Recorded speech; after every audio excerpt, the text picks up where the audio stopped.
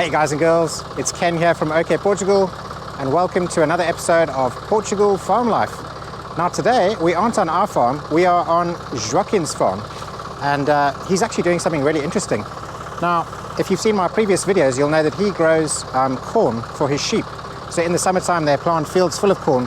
The sheep eat most of it, but he does keep some of it, and what he does with that is he dries it out and he basically makes seeds out of it. So he's invited me around to his place to watch the process. Come and check it out.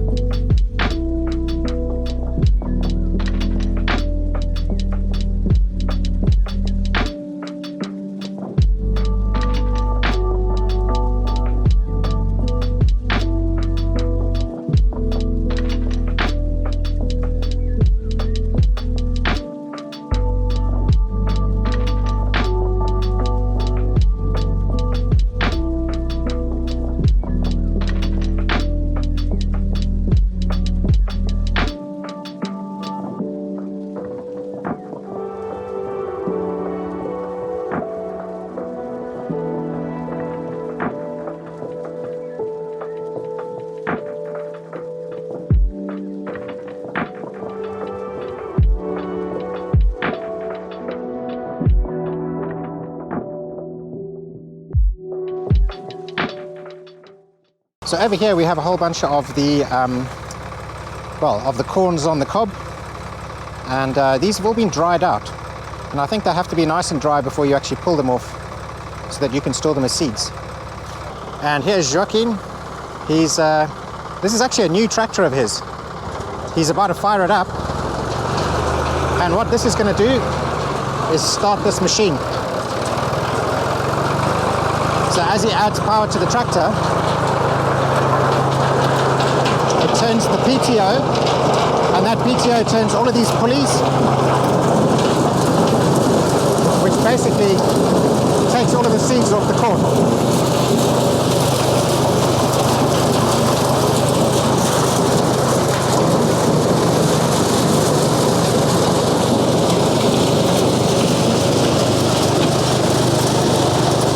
So that was pretty awesome to see. I love the fact that nothing goes to waste here. You know, these were sitting in our fields, these were sitting in some of his fields, and now it's going to be turned back into corn. So that really is pretty awesome. And then next year, it's going to become food for sheep again. But while I'm here, I just wanted to show you some of their vegetables that they're growing. Because, well, they're doing a really good job of it, obviously. But check this out. I just noticed in the background here, they've got a whole bunch of what looks like carrots growing underneath an orange tree. And then they have a whole bunch of lettuces. And then I think a bunch of carrots again, and then possibly cabbages. And this is just in like a little flower bed here, just in the front. So these little cabbages look like they're being eaten by something, but yeah, really, really nice. And then the rest of this has all been rotivated, ready for something else to plant. And then there's another vegetable bed, which is just down in this direction.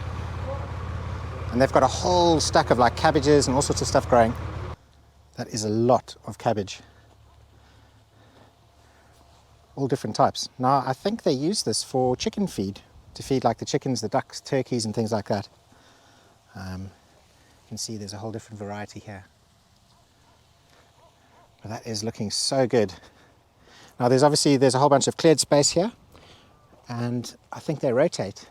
So they'll grow some in here and then they'll start growing up here so that they constantly have, feed for the animals and stuff. And also I think they'll do a lot of cooking with this stuff. Now look at this. I mean, this is a lot. Amazing. Well, I think I've got a lot of learning to do. Totally puts our vegetable garden to shame. Which reminds me that actually Gina and I have to get in there, get rid of all of the old growth and start planting some new stuff for the new season. Hi, Gina here from OKportugal. We're off on a bit of an adventure today. We're just packing the car up to make sure we've got everything we need. Only 2 camera bags today and then 1 extra bag that's got a surprise in it. Ken's even brought his wetsuit and some towels. I've got my coat, woolly hat, gloves and everything else we need. Come along, see if you can guess what we're up to. We're about 1,600 meters up in the Serra Da Estrela mountains. Serra Da Estrela means mountain of the stars, loosely translated. And it goes up another 500 meters. And on the back here is a ski resort. There's also like some old radar domes that used to be used by the military. So it's pretty cool up there. Now the last time that I was here was last year. It was all covered in snow. I almost lost my drone as well. In fact, it was just back in this direction that my drone lost signal, went over the mountain and tried to land inside a dam. You can actually watch that in this other video. I'm going to put a link to it up here. But yeah, it looks really different today. It's such an amazing valley. Check this out.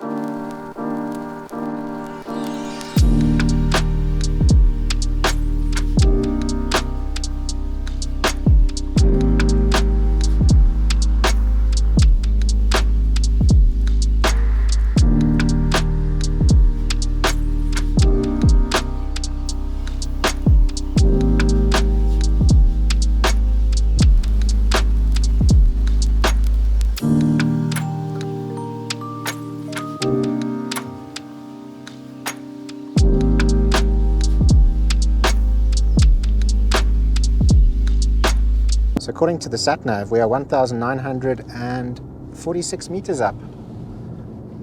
So we're almost at the very top, highest point. And it looks so different to the last time that we were here. On the left-hand side here, you can see some of the stuff for the ski resort. So some of the equipment where they have like, I'm not sure what those are actually. With the seats. Oh yeah, those are those revolving seats to take you up, like the ski lifts. Wow, this looks so different. The last time that we were here, it was thick with snow. We are 1,800 meters up now, and I just spotted something out the car window, and I want to go and have a look quickly. It's an amazing landscape up here. You can see how, like, there's absolutely no big trees or anything like that because we're quite high up, and there's lots of these like little shrubs and things. Now, I'm not sure, maybe there used to be trees up here. You know, they did have big fires in 2017, so I don't know if that's the reason why there's no big trees, but I'm guessing it's probably because it's really, really high up. Yeah, it is frozen. Okay, I thought it was frozen. When we drove past, it looked like it had ice on the top. That's what I wanted to see. And this is definitely frozen. And this is why I brought the wetsuit with me today. I'm going to go and swim in that. I'm kidding. I'm not going to go and swim in that. Definitely not. But we are getting close. So let's go back to the car and let us take you to this destination where we're about to go and check out. And it'll all start to make sense. And now we're getting a glimpse of where we are going today.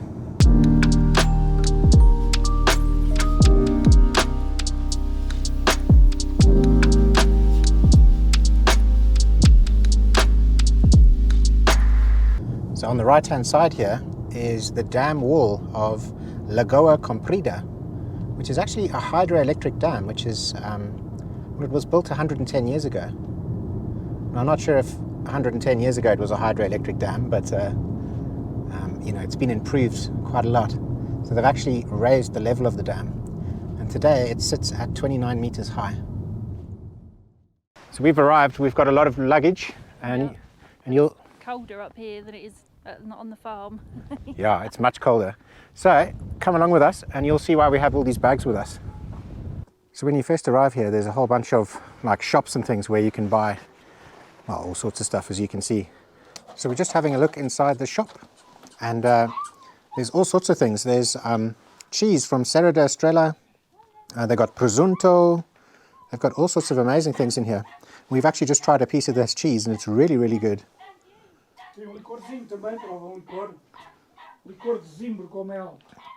Okay. Cor de zimbro. Ah, okay, yes. So he's just poured some of this stuff. It's called It's called Zimbromel, Serra Da Estrela. So it's some kind of an alcoholic drink, and it's made out of honey. So let's try some of this. Oh, very, very nice. It's like a honey liqueur. But anyway, we are going in this direction so we can get to the water. And here it is, look at this view.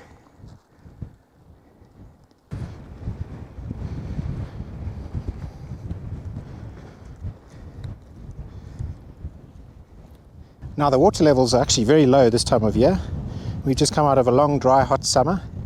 We're approaching winter now, and there hasn't really been very much rain for autumn. And so you can see when you look at the dam wall, there's a lot of distance between the water level and the top. And all of these areas here would normally be underneath the water. The first time that we came to Lagoa Comprida was about 2 years ago when we first arrived in Portugal. We were living in a place called Mangual de Serra, which is 800 meters up in the Serra Da Estrela mountains. And so we drove up here, and I think it was in about September time, and the water in this dam was absolutely freezing. Even though it was like a really hot sunny day. Now I believe that up here there's a glacier, and I think the water on this dam comes from a glacier, and so that's why it's cold all year round. But when we came in September 2 years ago, the water level was much higher than this, so I'm quite surprised to see it so low.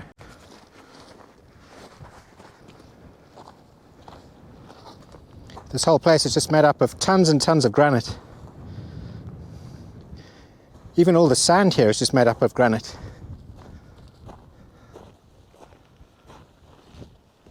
Although this looks a bit different. This isn't granite here, this is almost like quartz. Wow. So we have a little bit of a hike. What we want to do is get down to where the water is, but we need a nice deep section. Wow, look at this stuff. It's like an amazing mossy, grassy type stuff. Wow, this landscape is amazing. It's almost like walking on some other planet. Another planet with water. I was hoping to come here and have no wind so that we had like a mirror surface. In fact, the very first time that we came here 2 years ago, it was just like that. It was absolutely no wind. And yeah, it was incredible. According to our car, it's only 4 degrees at the moment. But there is a bit of a nippy wind coming past, so it does feel rather cold. Oh, this place is beautiful, man. We've got to come here in the summer.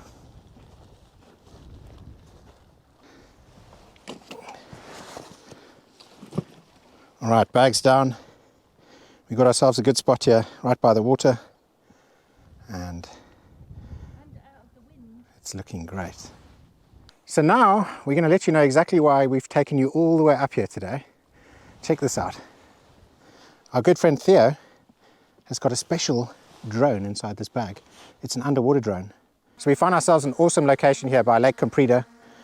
I'm going to get this little thing out now, and hopefully we're going to get some amazing imagery. Come and check it out. Check this thing out.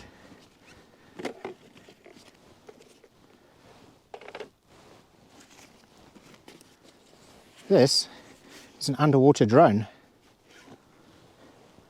It's like a submarine with a big old 4K camera on it, and we are going to send that into this lake. And I'm hoping, because I can see these submerged rocks, that we're actually going to get some good views down there. Look, you know you've gone really high when the crisp packet is just swollen. It's like being on an aeroplane. We're that high. I'm a bit scared to open it in case it explodes. So a special thanks to Theo from the Indie Projects for lending me this amazing drone. Thanks, dude. I'm so excited to get this in the water. I am very much a water person. I absolutely love anything to do with being underwater and diving and seeing fish and stuff like that. So I'm very excited to use this. Now this drone can apparently go down to about 100 meters. It's got 100 meters of cable, because obviously Wi-Fi and Bluetooth doesn't work underwater. So you do have to keep it tethered. Okay, so you've got to attach one of these cables to both ends, and hear that. It's coming alive. Oh, he's put his lights on. So now I'm going to make sure that this is okay, it seems to be happy. This is all nice and tight. What we don't want is water getting inside here. And alright, here goes. Let's put this in the water. I've definitely closed this up properly. Yeah. Splash. Yeah, so if you do that and then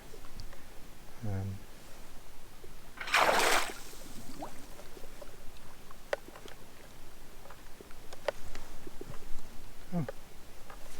Why is it just going down? It's just gone all the way down to the bottom.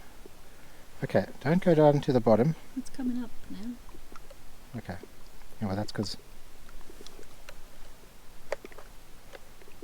this is a major disappointment. I'm having all sorts of issues. Now, I did give this thing a test run in the Maroteka Dam, and unfortunately when I took it down there, the dam was so murky that I couldn't actually get any footage. And so now I took it home, got it all ready for the trip, charged it up. When I opened up the app, it said that there was a firmware update, so I've updated the firmware, which I think is probably the mistake, because we've had all sorts of problems connecting to it and stuff which we didn't have at the Maroteka. And now the app won't start. The app's crashed. So I'm going to restart my phone, and hopefully that's going to sort it out. Cool, so I've restarted my phone. The app's opening up now, because the app wasn't opening up for some bizarre reason. So wish me luck. Which is like round 7. Something like that, yeah. Yeah. And the sun's starting to go down. And it's getting really cold. Yeah. Come on, Gladdy. Do your thing. Is it just going to the bottom? I can't really see anything on the screen. No. There's nothing going on. You can't see shit. Maybe you can see sunrise. Okay. So basically, yeah, it's not successful. I'm not sure. It's not behaving itself. It kind of works properly for a while, and then it just kind of disconnects from the controller, or it disconnects from my commands on the controller. So it's a bit of a pity, but we have some stuff that we bought at Continente to sweeten the deal. Some junk food. But I just want to show you this water. Look how you can see these rocks peeking out, and I was really hoping that we were going to be able to get like an underwater drone and go all through here. Maybe find some like little crabs, crayfish, even fish. And you know, it's got like 100 meters of cable. I was expecting to be able to take it out into the middle of this lake here. So it is a little bit sad that I couldn't. But hey ho, maybe I get it figured out and we can come back another day. And yeah, is what it is.